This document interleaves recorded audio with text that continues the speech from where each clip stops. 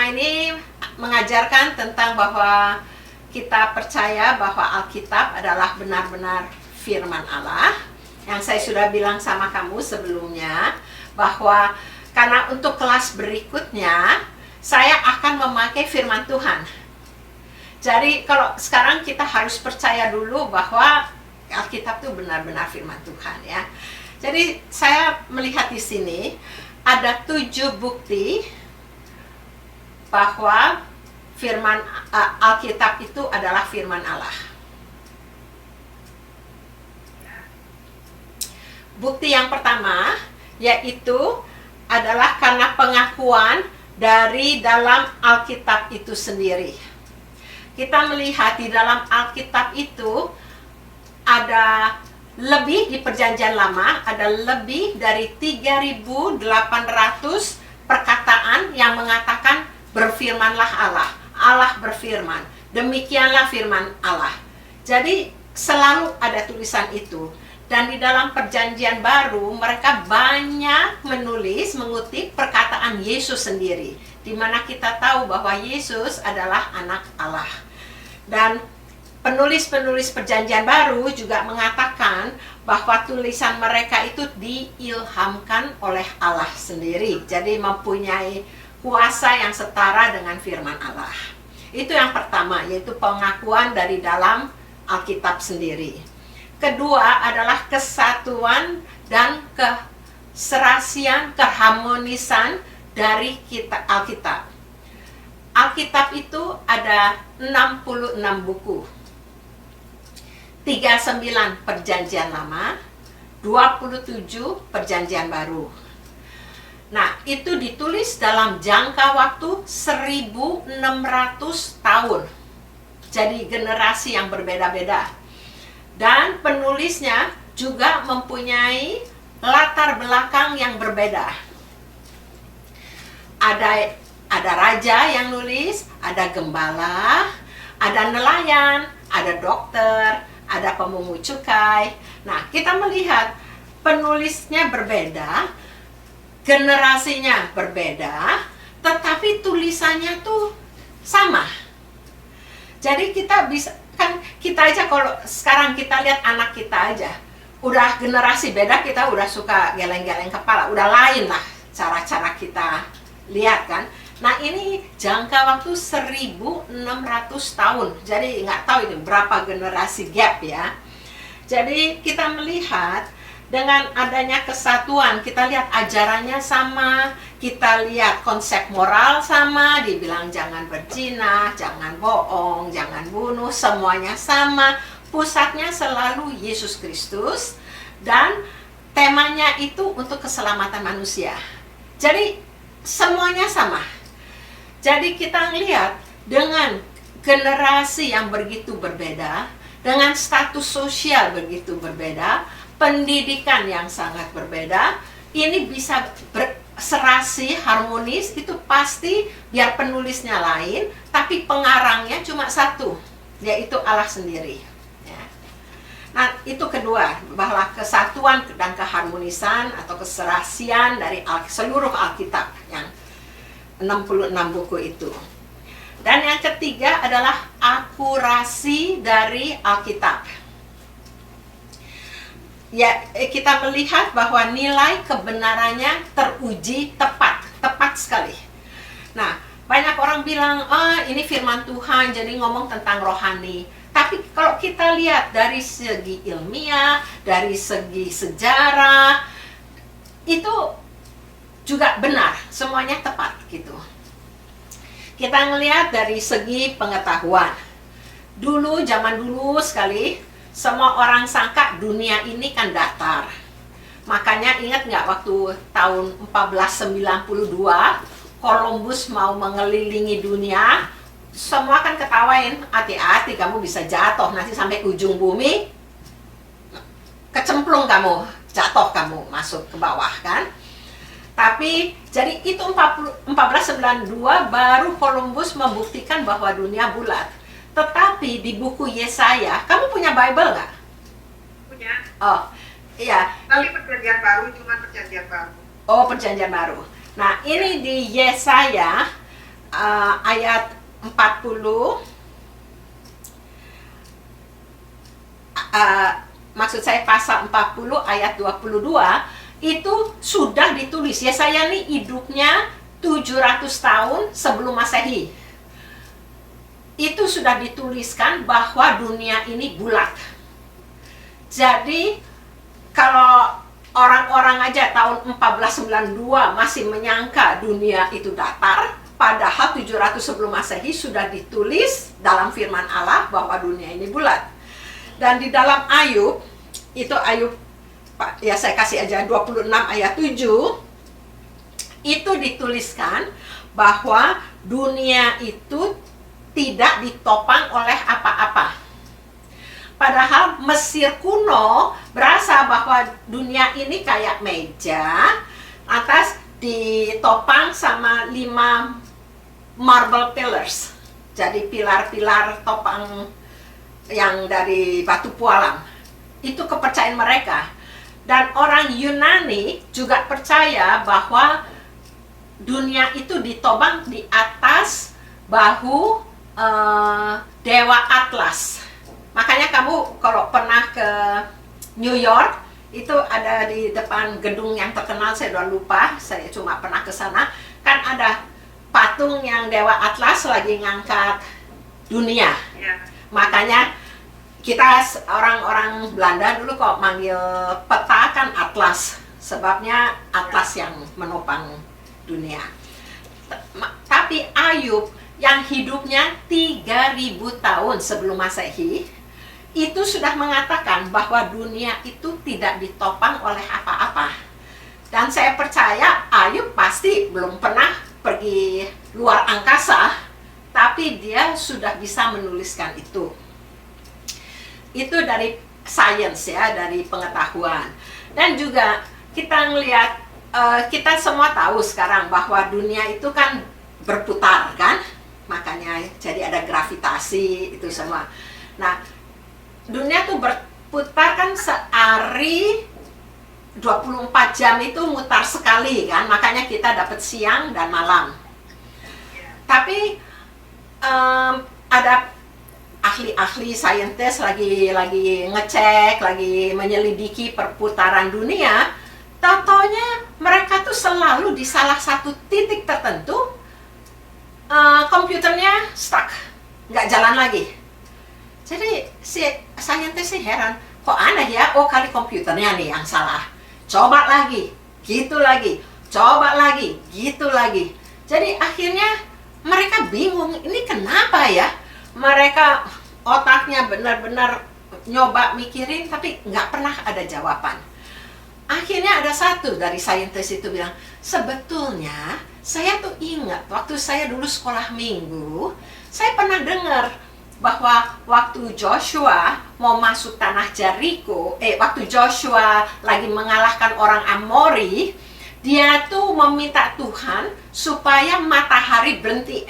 Dia berkata kepada matahari, berhenti, jangan turun sebab dia lagi mau memusnahkan musuhnya gitu.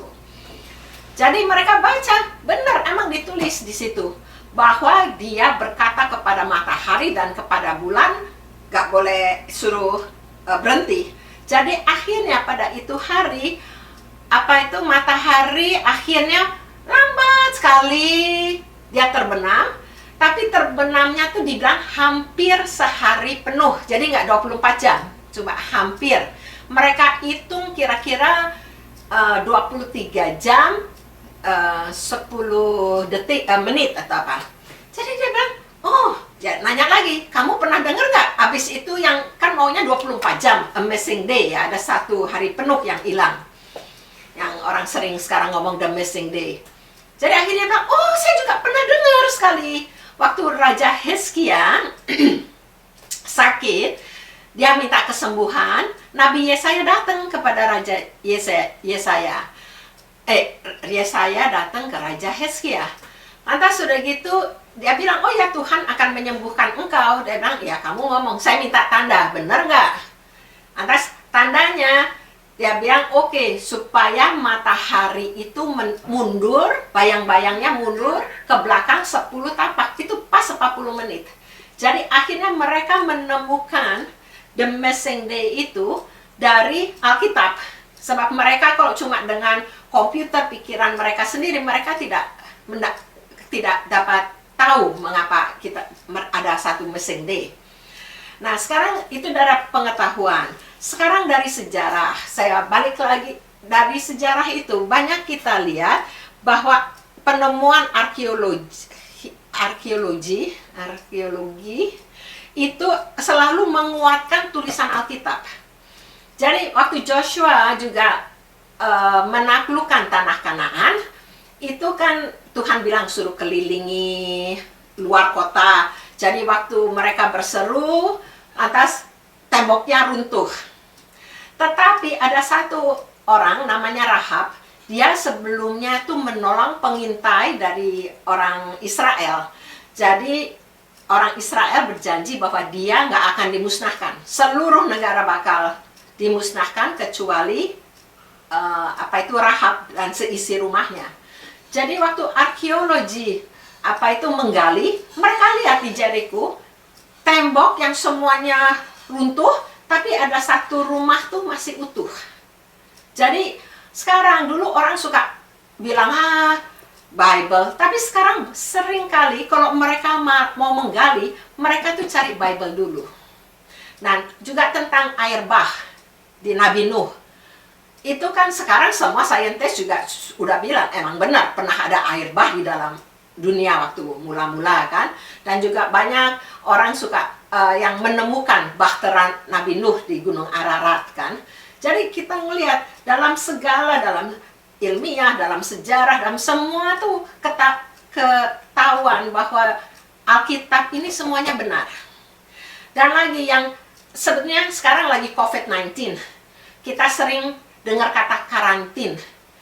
Nah, sebenarnya karantin itu sudah disebutkan oleh Musa. Jadi itu 1500 sebelum Masehi. Yang dia mengatakan kalau orang sakit kusta, dia nggak boleh berada di dalam perkemahan. Dia harus dikeluarkan, terasing. Itu kan karantin. Jadi ilmu kedokteran waktu itu belum menemukan karantin semua, tetapi Musa bisa menuliskan, kalau bukan diilhamkan oleh Tuhan, itu tidak mungkin. Kan waktu itu kan orang belum belajar tentang virus, microbiology, semuanya kan. Tapi itu Tuhan sudah memerintahkan Musa untuk menulis itu. Jadi kita ngelihat, saya bilang ada 7. Yang pertama tadi adalah pengakuan dari Alkitab. Kedua kesatuan dari Alkitab. Ketiga adalah ketepatan, akurasi dari Alkitab. Sekarang keempat, yaitu di dalam Alkitab itu banyak terdapat nubuat-nubuat. Tetapi dan nubuat itu semua ditepati, digenapi.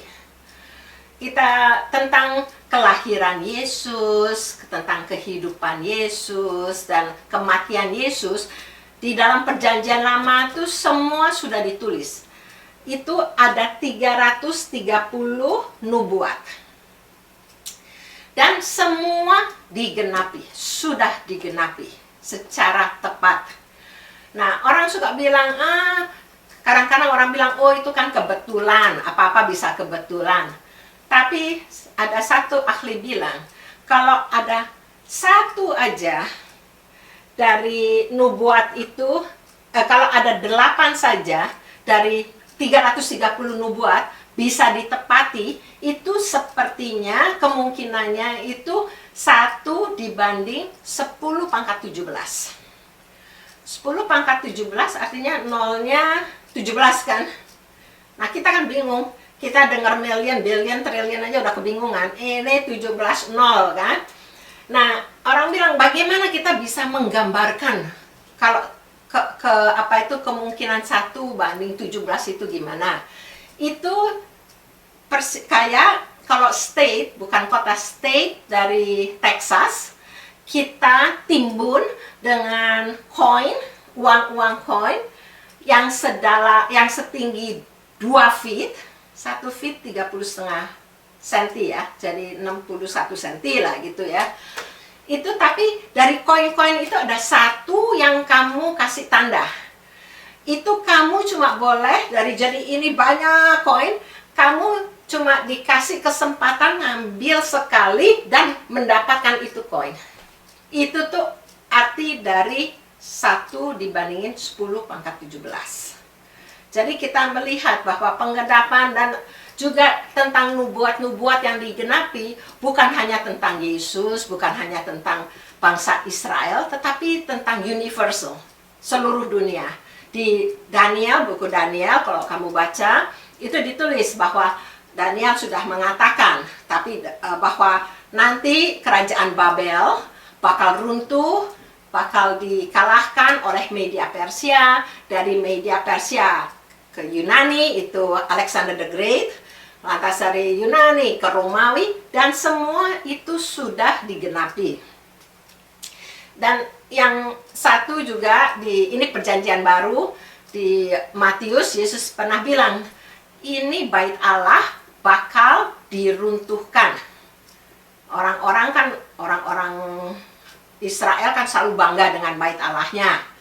Tetapi benar, sesudah Yesus mati, kalau nggak salah tahun 70 sesudah Masehi, Romawi menyerang Yerusalem dan membakar bait Allah. Jadi apa yang dikatakan itu semua terjadi ya. Jadi semua nubuat-nubuat yang dikatakan terjadi.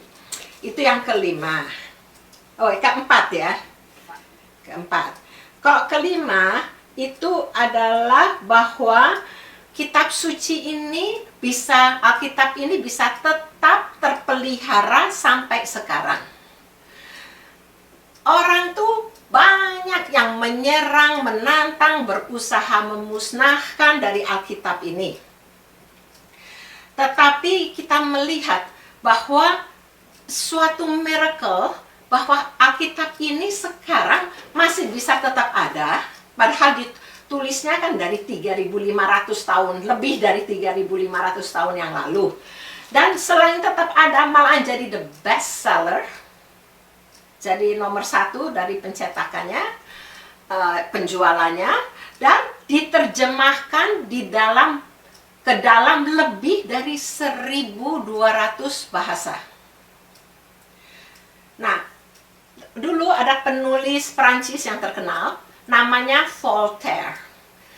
Nah, dia pernah mengatakan, dalam 100 tahun pasti ini buku ini udah dilupakan orang, udah cuma bisa ditemukan dalam museum, dia bilang gitu.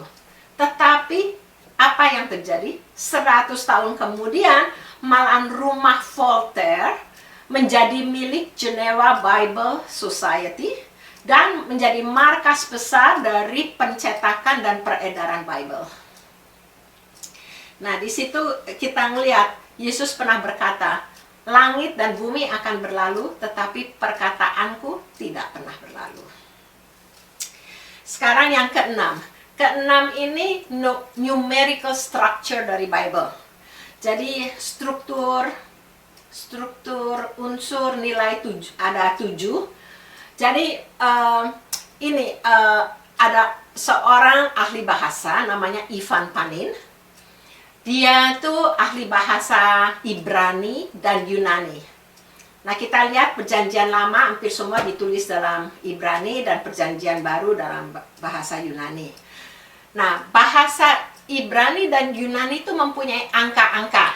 Itu saya sendiri kurang tahu, tapi saya suka cuma mikirnya. Dulu kita waktu masih di SMP, SMA, saya udah lupa, kan suka diajarin. Kalau X itu bahasa Romawinya artinya 10, ingat nggak? Kalau 5 itu yang V, ya yang gitu-gitu. Mungkin apa itu, tapi saya nggak ngerti, saya bukan ahli bahasa itu. Tapi ini contohnya supaya kita ada gambaran ya, bahwa kalau kita buka kejadian pertama ayat 1, itu dikatakan pada mulanya Allah menciptakan langit dan bumi. Nah, kita lihat, pada mulanya Allah menciptakan langit dan bumi. 7 kata kan? Nah, dia bilang semua dalam Alkitab ini, semua bisa dibagi 7. Jadi ini 7 kata. Huruf-hurufnya kan ada 28. Sekarang kalau kita 28 kan bisa dibagi 7. Nah, sekarang kalau kita lihat lagi, subjek dan predikatnya itu 14 huruf. Bisa dibagi 7. Sekarang kalau lihat kata-kata yang penting, Allah, langit, bumi, itu juga 14 huruf. Jadi bisa dibagi 7 lagi. Nah, itu bukan cuma satu kalimat ini seluruh Alkitab. Semua bisa dibagi 7. Jadi, waktu orang-orang mulai bilang, nggak mungkin Alkitab ini ilham, itu kan ngomongan orang, karangan orang. Ivan Panin bilang, mana ada buku yang bisa mempunyai numerical structure seperti ini. Jadi akhirnya dia bilang, oke, dia nantang. Kalau ada ahli sastra bisa bikin gak satu buku, hanya satu pasal yang bisa mempunyai numerical structure seperti Bible ini, tapi ngarang mesti yang ada artinya dong, gak bisa ngawur semua kata-kata disambung-sambung. Dia tantang siapa yang bisa melakukan itu. Tetapi tidak ada satupun orang yang berani menerima tantangan tersebut. Jadi kita lihat bahwa pengarang dari Alkitab ini adalah Allah. Manusia itu nggak mungkin bisa bikin seperti itu ya. Nah, sekarang yang terakhir, yang ketujuh, bahwa Alkitab ini mempunyai kuasa dan bisa merubahkan kehidupan orang. Kita dengar banyak penjahat jadi baik. Saya ingat satu pengalaman Yusuf Roni. Kamu pernah dengar Yusuf Roni? Yusuf Roni itu sekarang penginjil terkenal sekali di Indonesia. Dulu dia orang radikal Islam. Sering bakar-bakar gereja. Tapi dia bingung ya.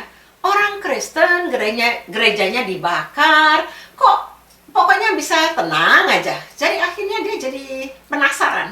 Jadi dia bilang, dia tuh kayak ketuanya, pemimpin dari yang suka bakar-bakar. Dia bilang sama satu orang, nanti kalau kamu bakar itu gereja yang situ, tolong semuanya dibakar, tapi satu Bible, jangan dibakar, kasih ke saya mau baca. Dia bilang gitu.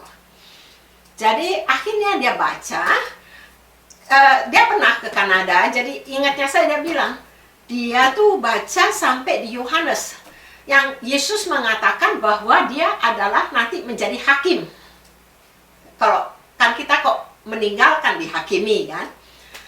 Jadi di situ dia kaget, dia pikir, wow, kalau secara Islam, orang selamat nggak selamat itu tergantung kayak timbangan, kamu lebih banyak jahat atau lebih banyak baik, gitu. Lebih banyak baik ya kamu untung, lebih banyak jahat ya kamu masuk neraka, gitu kan ceritanya.